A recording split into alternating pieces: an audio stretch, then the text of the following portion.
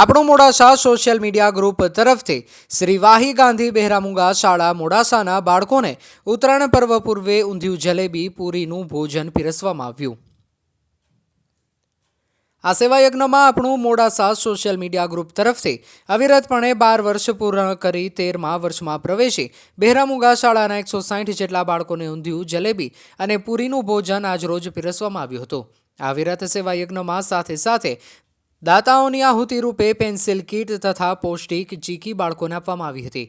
આ સેવા યજ્ઞમાં આજરોજ આપણું મોડાસા સોશિયલ મીડિયા ગ્રુપના ભગીરથભાઈ કુમાવત, નીતિનભાઈ પંડ્યા, મોડાસા નગરપાલિકા પ્રમુખ નીરજ શેઠ, નગરપાલિકા ઉપપ્રમુખ રોહિતભાઈ પટેલ, જયેન્દ્રભાઈ પંડ્યા, કિંજલ પટેલ, મોના રાજપૂત તથા ગ્રુપના અન્ય સભ્યો સાથે સંસ્થાના મંત્રી ભાવેશભાઈ જયસ્વાલ, હિસાબનીશ પરિનભાઈ જોશી, હોસ્ટેલના ગૃહમાતા દીપ્તિબેન ભાવસાર ઉપસ્થિત રહી આ સેવા યજ્ઞમાં સહભાગી બન્યા હતા। આ સેવા યજ્ઞમાં ઓનલાઈન તથા ઓફલાઈન ફાળો આપેલ હતો એમનો પણ આભાર માનવામાં આવ્યો હતો। રિપોર્ટર કાદર ડમરી, અરવલ્લી।